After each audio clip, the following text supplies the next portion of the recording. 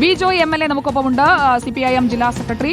Shri V Joy, Varkala Ayanthi പാലത്തിനടുത്ത് വെച്ചാണ് ഈ തള്ളിയിടൽ ഉണ്ടായതെന്നാണ് ഞങ്ങൾക്ക് മനസ്സിലാക്കാൻ കഴിഞ്ഞത്. ഈ പ്രതിയെക്കുറിച്ച് അല്ലെങ്കിൽ ഈ സംഭവത്തെക്കുറിച്ച് താങ്കൾക്ക് കിട്ടുന്ന വിവരം എന്താണ്?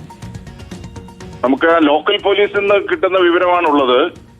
ഈ വർക്കല ഭാഗത്ത് എത്തിയപ്പോഴത്തേക്ക് ഒരു പെൺകുട്ടിയെ പിടിച്ച് തള്ളിയിട്ടു എന്നൊരു വാർത്ത റെയിൽവേ പോലീസിന് കിട്ടുന്നു. റെയിൽവേ പോലീസ് അത് ലോക്കൽ പോലീസിനോട് പറയുന്നു. ഇവരെ റെയിൽവേ ലൈൻ ഒരു 2 കിലോമീറ്ററോളം നമ്മുടെ ലോക്കൽ പോലീസും നാട്ടുകാരും കൂടി നോക്കുന്നു. അപ്പോഴാണ് അയന്തി പാലത്തിന് സമീപത്ത് ഇവരെ കണ്ടെത്തുന്നത്.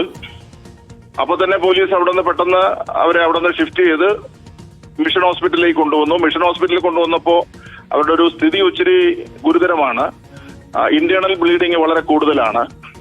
അങ്ങനെ ഇപ്പോൾ മെഡിക്കൽ കോളേജിലേക്ക് ഷിഫ്റ്റ് ചെയ്യാണ്. ആ ജനറൽ കമ്പാർട്ട്മെന്റിൽ നിന്നുണ്ടായിരുന്ന ഈ തള്ളി എന്ന് പറയുന്ന ആളിനെ അതിനകത്തുണ്ടായിരുന്ന പാസഞ്ചേഴ്സ് എല്ലാം കൂടി പിടിച്ച് റെയിൽവേ പോലീസിനെ ഏൽപ്പിച്ചതായിട്ടാണ് വിവരം. ഈ പ്രതി ഈ യുവതിക്കൊപ്പം സഞ്ചരിച്ചു വന്ന ആളാണോ അതോ വർക്കല സ്റ്റേഷനിൽ നിന്ന് കയറിയ ആളാണോ? ഇല്ല, സഞ്ചരിച്ചു വന്നയാളാണ്. അപ്പോൾ ഈ ലേഡീസ് കമ്പാർട്ട്മെന്റിലേക്ക് ഇയാൾ എങ്ങനെ എത്തി?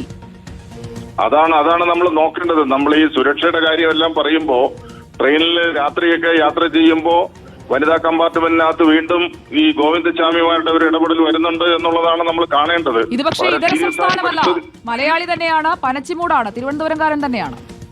അതെ തന്നെ, നമുക്കിപ്പോ ആരാണെങ്കിലും നമ്മൾ ഈ റെയിൽവേ പോലീസ് ഇക്കാര്യത്തിൽ പ്രത്യേകമായിട്ട് ശ്രദ്ധിക്കേണ്ടതായിട്ടുണ്ട്. കാരണം വനിതാ കമ്പാർട്ട്മെന്റിൽ ഒരു സുരക്ഷ ഒരുക്കേണ്ട ബാധ്യത റെയിൽവേക്കുണ്ടല്ലോ.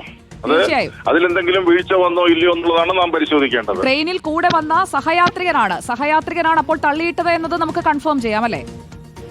അതെ, പക്ഷെ അതിനകത്തുള്ള ആളുകൾ പിടിച്ചു കൊടുത്തിരിക്കുകയാണ്. അപ്പോ എന്തെങ്കിലും ചെയ്ത് കാണാനാണ് സാധ്യത. ഈ പെൺകുട്ടിയെ തള്ളിയിട്ട് അതിനുശേഷം ഇറങ്ങി രക്ഷപ്പെടാനായിട്ടുള്ള ഒരു നീക്കം ഇയാളുടെ ഭാഗത്തു നിന്നുണ്ടായോ? അതോ ഇയാൾ തള്ളിയിടുന്നത് ആ കൂടെ ഉണ്ടായിരുന്ന ആളുകൾ അപ്പോൾ തന്നെ കാണുകയായിരുന്നു? എങ്ങനെയാണ് ഈ പെൺകുട്ടി വീണു എന്നുള്ള വിവരം ലഭിക്കുന്നത്?